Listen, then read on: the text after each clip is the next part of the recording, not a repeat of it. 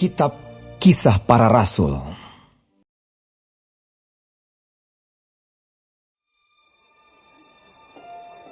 Ketika Petrus dan Yohanes sedang berbicara kepada orang banyak, mereka tiba-tiba didatangi imam-imam dan kepala pengawal bait Allah serta orang-orang Saduki. Orang-orang itu sangat marah karena mereka mengajar orang banyak dan memberitakan bahwa dalam Yesus ada kebangkitan dari antara orang mati. Mereka ditangkap dan diserahkan ke dalam tahanan sampai keesokan harinya karena hari telah malam. Tetapi di antara orang yang mendengar ajaran itu banyak yang menjadi percaya, sehingga jumlah mereka menjadi kira-kira 5.000 orang laki-laki. Pada keesokan harinya, pemimpin-pemimpin Yahudi serta tua-tua dan ahli-ahli Taurat mengadakan sidang di Yerusalem dengan imam besar Hanas dan Kayafas, Yohanes dan Alexander dan semua orang lain yang termasuk keturunan imam besar. Lalu Petrus dan Yohanes dihadapkan kepada sidang itu dan mulai diperiksa dengan pertanyaan ini.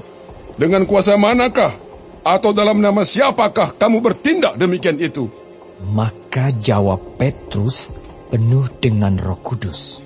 Hai pemimpin-pemimpin umat dan tua-tua, jika kami sekarang harus diperiksa karena suatu kebajikan kepada seorang sakit, dan harus menerangkan dengan kuasa manakah orang itu disembuhkan, maka ketahuilah oleh kamu sekalian dan oleh seluruh umat Israel bahwa dalam nama Yesus Kristus, orang Nazaret yang telah kamu salibkan, tetapi yang telah dibangkitkan Allah dari antara orang mati, bahwa oleh karena Yesus itulah orang ini berdiri dengan sehat sekarang di depan kamu.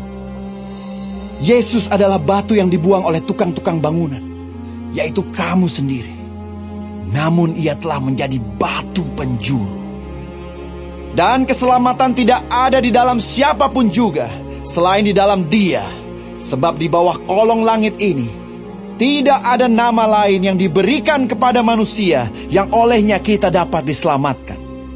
Ketika sidang itu melihat keberanian Petrus dan Yohanes dan mengetahui bahwa keduanya orang biasa yang tidak terpelajar, heranlah mereka. Dan mereka mengenal keduanya sebagai pengikut Yesus.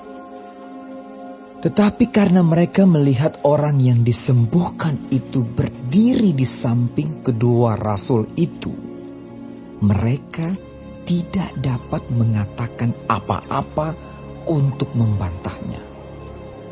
Dan setelah mereka menyuruh rasul-rasul itu meninggalkan ruang sidang, berundinglah mereka dan berkata, tindakan apakah yang harus kita ambil terhadap orang-orang ini?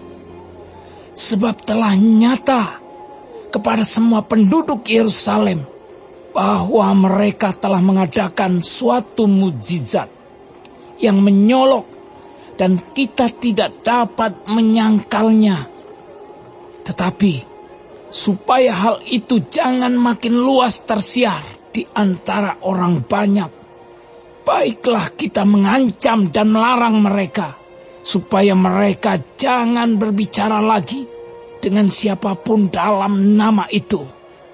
Dan setelah keduanya disuruh masuk, mereka diperintahkan supaya sama sekali jangan berbicara atau mengajar lagi dalam nama Yesus.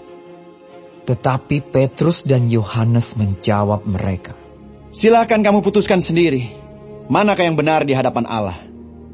Taat kepada kamu atau taat kepada Allah?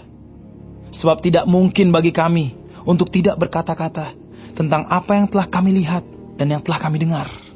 Mereka semakin keras mengancam rasul-rasul itu, tetapi akhirnya melepaskan mereka juga, sebab sidang tidak melihat jalan untuk menghukum mereka karena takut akan orang banyak yang memuliakan nama Allah berhubung dengan apa yang telah terjadi. Sebab orang yang disembuhkan oleh mujizat itu sudah lebih dari 40 tahun umurnya. Sesudah dilepaskan, pergilah Petrus dan Yohanes kepada teman-teman mereka. Lalu mereka menceritakan segala sesuatu yang dikatakan imam-imam kepala dan tua-tua kepada mereka. Ketika teman-teman mereka mendengar hal itu, berserulah mereka bersama-sama kepada Allah. Katanya, "Ya Tuhan, Engkaulah yang menjadikan langit dan bumi, laut dan segala isinya. Dan oleh Roh Kudus, dengan perantaran hamba-Mu Daud Bapa kami, Engkau telah berfirman, mengapa rusuh bangsa-bangsa, mengapa suku-suku bangsa mereka-reka perkara yang sia-sia. Raja-raja dunia bersiap-siap, dan para pembesar berkumpul untuk melawan Tuhan dan yang diurapinya. Sebab sesungguhnya telah berkumpul di dalam kota ini Herodes dan Pontius Pilatus, beserta bangsa-bangsa dan suku-suku bangsa Israel melawan Yesus, hamba-Mu yang kudus, yang Engkau urapi, untuk melaksanakan segala sesuatu yang telah Engkau tentukan dari semula oleh kuasa dan kehendak-Mu. Dan sekarang ya Tuhan, lihatlah bagaimana mereka mengancam kami, dan berikanlah kepada hamba-hamba-Mu keberanian untuk memberitakan firman-Mu. Ulurkanlah tangan-Mu untuk menyembuhkan orang, dan adakanlah tanda-tanda dan mujizat-mujizat oleh nama Yesus, hamba-Mu yang kudus." Dan ketika mereka sedang berdoa, goyanglah tempat mereka berkumpul itu, dan mereka semua penuh dengan Roh Kudus. Lalu mereka memberitakan firman Allah dengan berani. Adapun kumpulan orang yang telah percaya itu, mereka sehati dan sejiwa, dan tidak seorang pun yang berkata bahwa sesuatu dari kepunyaannya adalah miliknya sendiri, tetapi segala sesuatu adalah kepunyaan mereka bersama. Dan dengan kuasa yang besar, rasul-rasul memberi kesaksian tentang kebangkitan Tuhan Yesus, dan mereka semua hidup dalam kasih karunia yang melimpah-limpah. Sebab tidak ada seorang pun yang berkekurangan di antara mereka, karena semua orang yang mempunyai tanah atau rumah menjual kepunyaannya itu, dan hasil penjualan itu mereka bawa dan mereka letakkan di depan kaki rasul-rasul, lalu dibagi-bagikan kepada setiap orang sesuai dengan keperluannya. Demikian pula dengan Yusuf, yang oleh rasul-rasul disebut Barnabas, artinya anak penghiburan, seorang Lewi dari Siprus. Ia menjual ladang miliknya, lalu membawa uangnya itu dan meletakkannya di depan kaki rasul-rasul.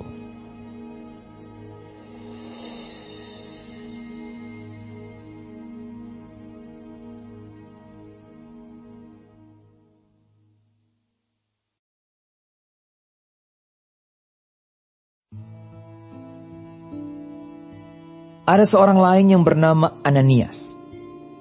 Ia beserta istrinya Safira menjual sebidang tanah. Dengan setahu istrinya, ia menahan sebagian dari hasil penjualan itu, dan sebagian lain dibawa dan diletakkannya di depan kaki rasul-rasul. Tetapi Petrus berkata, Ananias, mengapa hatimu dikuasai iblis, sehingga engkau mendustai Roh Kudus dan menahan sebagian dari hasil penjualan tanah itu? Selama tanah itu tidak dijual, bukankah itu tetap kepunyaanmu? Dan setelah dijual, bukankah hasilnya itu tetap dalam kuasamu? Mengapa engkau merencanakan perbuatan itu dalam hatimu? Engkau bukan mendustai manusia, tetapi mendustai Allah. Ketika mendengar perkataan itu, rebahlah Ananias dan putuslah nyawanya.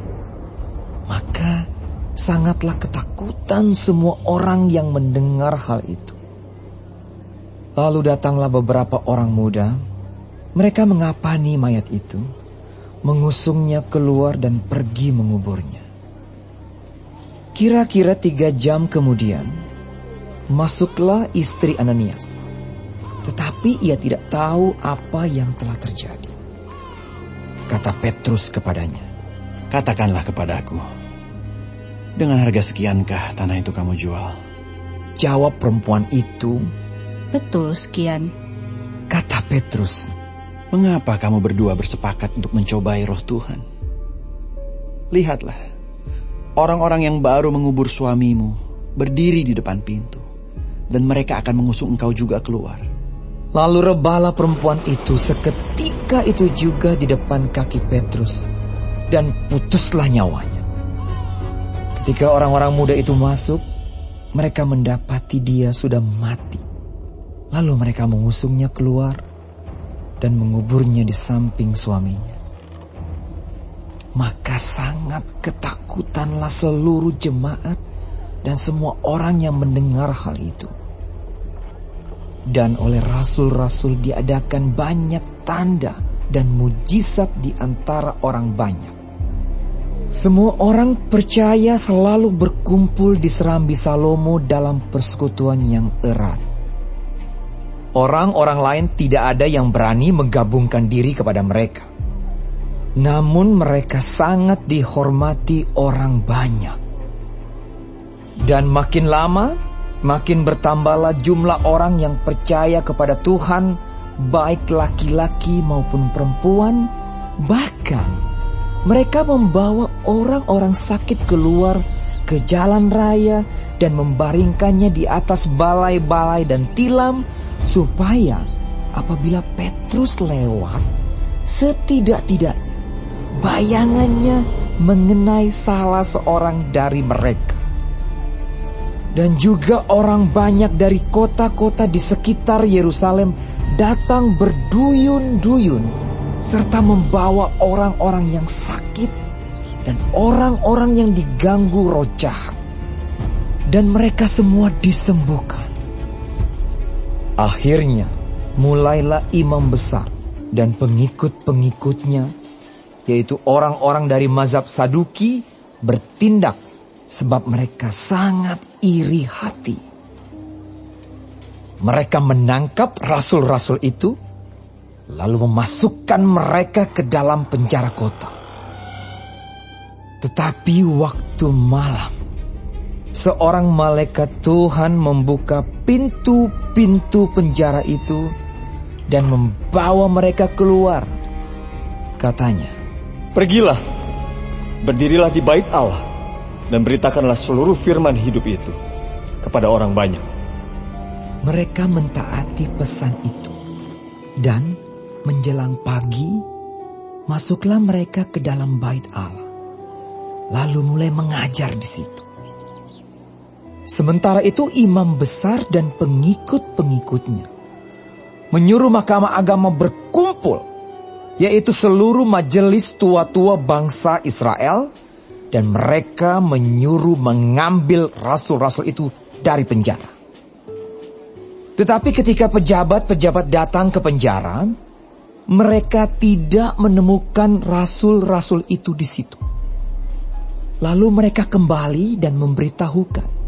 Katanya, Kami mendapati penjara terkunci dengan sangat rapinya, dan semua pengawal ada di tempatnya di muka pintu.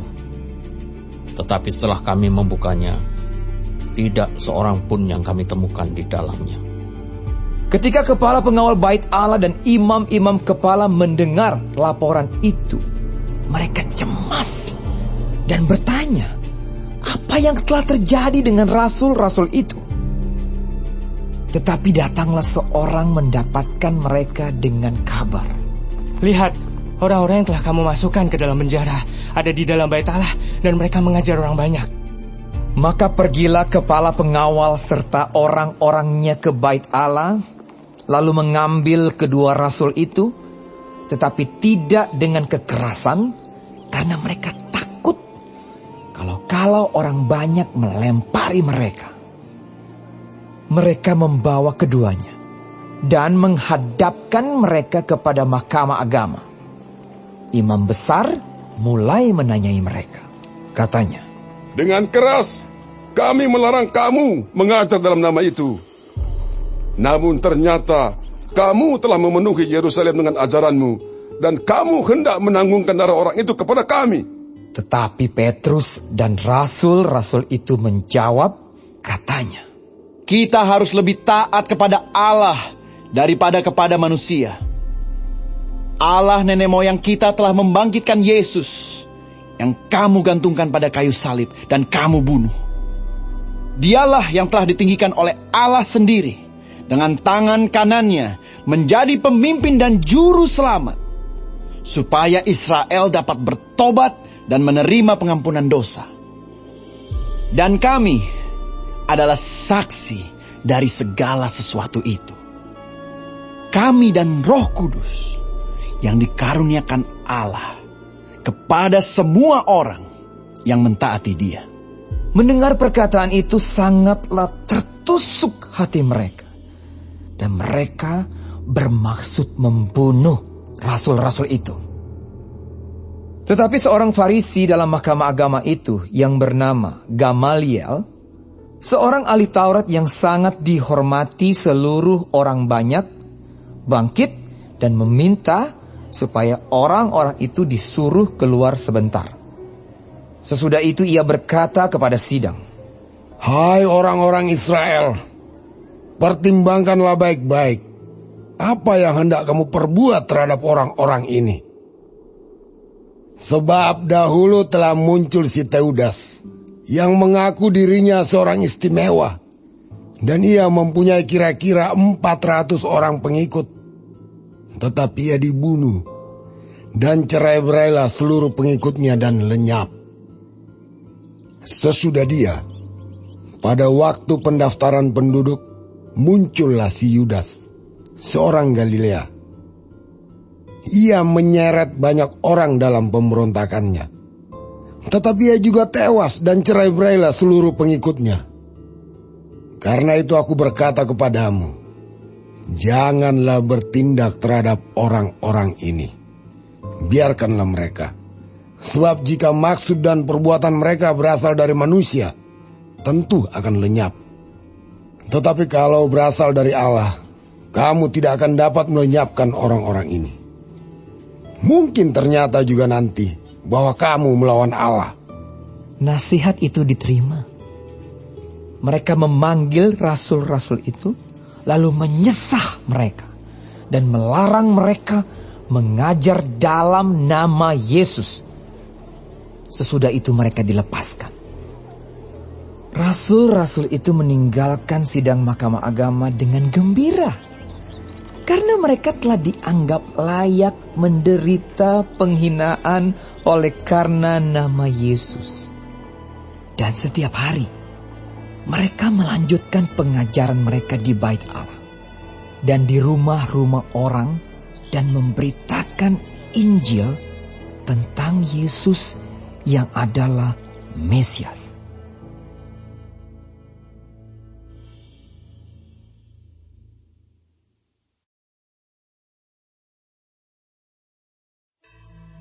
Pada masa itu, ketika jumlah murid makin bertambah, timbullah sungut-sungut di antara orang-orang Yahudi yang berbahasa Yunani terhadap orang-orang Ibrani, karena pembagian kepada janda-janda mereka diabaikan dalam pelayanan sehari-hari.